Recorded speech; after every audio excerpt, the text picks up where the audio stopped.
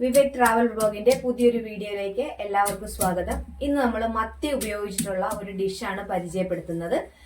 മത്തി പണ്ടത്തെ കാലത്ത്, അതായത് നമ്മുടെ മുത്തശ്ശിമാരൊക്കെ ഉള്ള സമയങ്ങളിൽ നമ്മൾ ചെയ്തുകൊണ്ടിരുന്നതാണ്. ഇപ്പൊ നമ്മൾ അങ്ങനെ ചെയ്യാറില്ല. മത്തി വാട്ടി പറ്റിക്കാനായിട്ടാണ് നമ്മൾ പോകുന്നത്. അപ്പൊ അതിലേക്ക് വേണ്ടത് എന്തൊക്കെയാണെന്ന് നമുക്ക് നോക്കാം. നമുക്ക് നല്ല നല്ല മത്തി കിട്ടിയിട്ടുണ്ട്. മത്തി വാട്ടി പറ്റിക്കാന്ന് പറഞ്ഞാൽ പണ്ടത്തെ കാലത്ത് അവർ ചെയ്തിരുന്നതാണ്.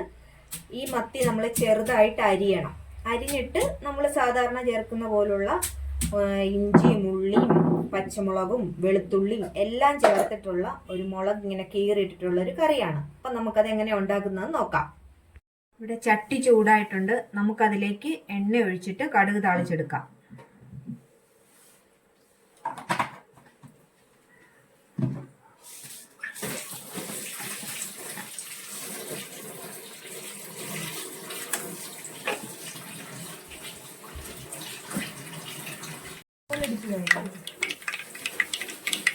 നമ്മൾ മത്തി വാട്ടി പറ്റിക്കാൻ വേണ്ടിയിട്ട് മത്തി ഇതേ ചെറിയ കഷ്ണങ്ങളായിട്ട് നമ്മൾ അരിഞ്ഞെടുത്തിട്ടുണ്ട്.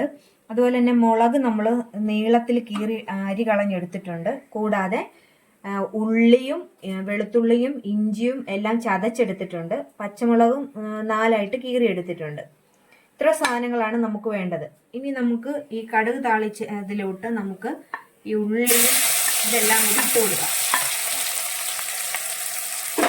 ഉള്ളിയും പച്ചമുളകും ഇഞ്ചിയും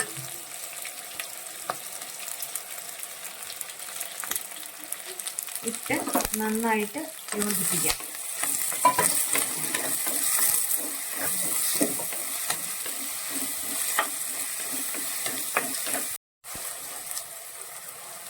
അതിലേക്ക് കുറച്ച് ഉപ്പിടാം.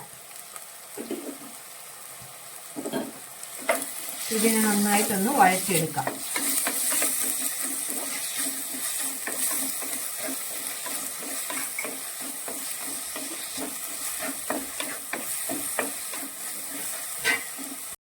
ഇതിലേക്ക് നമ്മൾ ഒരു അല്പം, അതായത് പകുതി ടീസ്പൂണായിട്ട് മഞ്ഞൾപ്പൊടി ഇടുവാണ്. ഫുള്ള് ഇട്ടിട്ടില്ല, പകുതി.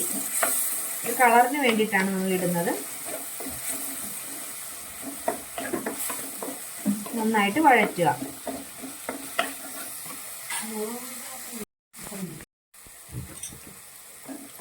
ഇതിലേക്ക് നമ്മൾ ഒരു 1/2 സ്പൂൺ മുളക് പൊടി ഇടുവാണ്. നന്നായിട്ട് മുളക് പൊടിയും കൂടി ചേർത്ത് വഴറ്റുക.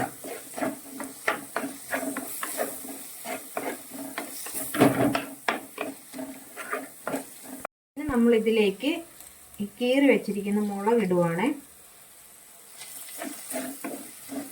മുളകും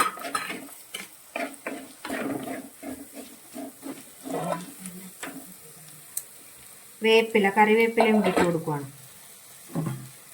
നമുക്ക് ഇച്ചിരി ഒരൽപ്പം വെളിച്ചെണ്ണയും കൂടി ഒഴിച്ചു കൊടുക്കാം.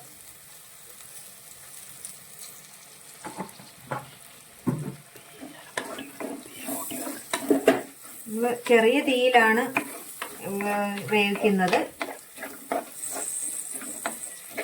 നന്നായിട്ട് ഇങ്ങനെ വാട്ടിയെടുക്കുക.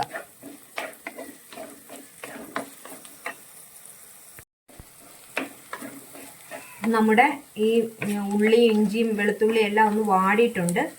ഇനി നമുക്ക് അതിലോട്ട് കുറച്ച് വെള്ളം, ഇവിടെ മത്തി ഒന്ന് വേകാൻ പരുവത്തിനുള്ള കുറച്ച് വെള്ളം മാത്രമേ ഒഴിക്കുന്നുള്ളൂ.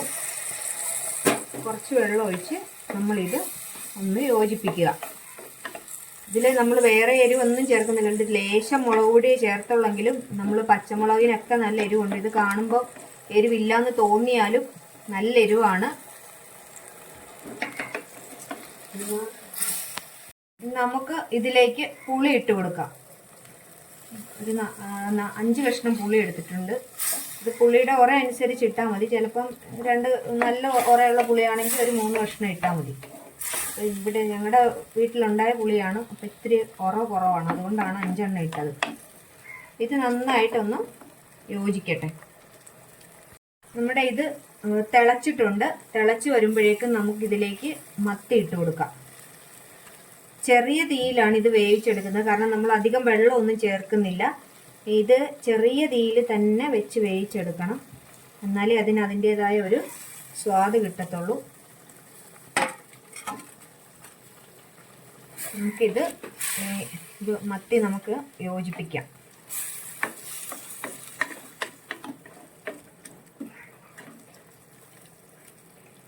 നമുക്ക് അടച്ചു വെച്ച് ഒന്ന് വേവിക്കാം.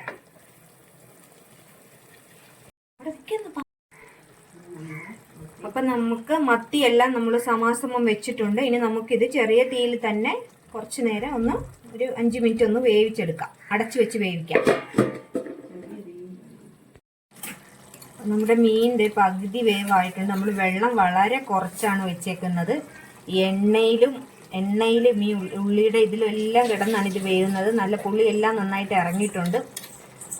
നമ്മൾ മുളക് കുറച്ച് ചേർത്തുകൊണ്ടാണ് മീൻ ഇങ്ങനെ കളർ ഇതിരിക്കുന്നത്. പക്ഷേ ഇതെല്ലാവരും വെച്ച് നോക്കണം. ഇതിന് നല്ല രുചിയാണ് ഇതിൻ്റെ ഗ്രേവിക്ക്.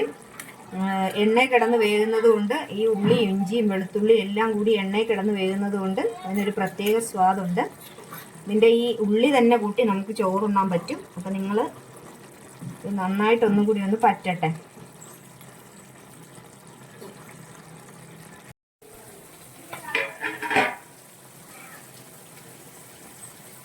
നമ്മുടെ കറി ആയിട്ടുണ്ട്.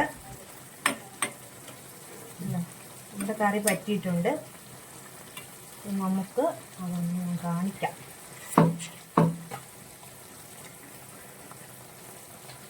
പുളിയുണ്ട്, ഉള്ളിയുണ്ട്. കണ്ടോ, അതിനകത്ത് ആവശ്യത്തിനുള്ള നമ്മൾ ലേശം വെള്ളം ഒഴിച്ചിട്ടുള്ളൂ. എങ്കിലും ചെറിയ തീയിൽ കിടന്ന് ഇതെല്ലാം കൂടി നമ്മുടെ പുളി, നല്ല പുളിയുണ്ട്, ആവശ്യത്തിനുള്ള എരിവുണ്ട്, നല്ല ടേസ്റ്റാണ്. എണ്ണയിൽ കിടന്ന് ഈ ഉള്ളിയുടെയൊക്കെ ടേസ്റ്റ് ഇറങ്ങി നല്ല ഇതാണ്. നിങ്ങളെല്ലാവരും ഒന്ന് വെച്ച് നോക്കണം. എല്ലാവരും ഞങ്ങളുടെ ഇതിൽ കമൻറ്റ് ചെയ്യണം, വെച്ച് നോക്കിയിട്ട് എങ്ങനെയുണ്ടെന്ന്. ഇത് ചിലപ്പോൾ കുറച്ച് പേരൊക്കെ വെക്കുന്നതായിരിക്കാം, എങ്കിലും ഇതിനെക്കുറിച്ച് അറിയാത്തവരും കാണുമായിരിക്കും. ഒന്ന് ഇതുപോലെ ഒന്ന് ചെയ്ത് നോക്കൂ കേട്ടോ.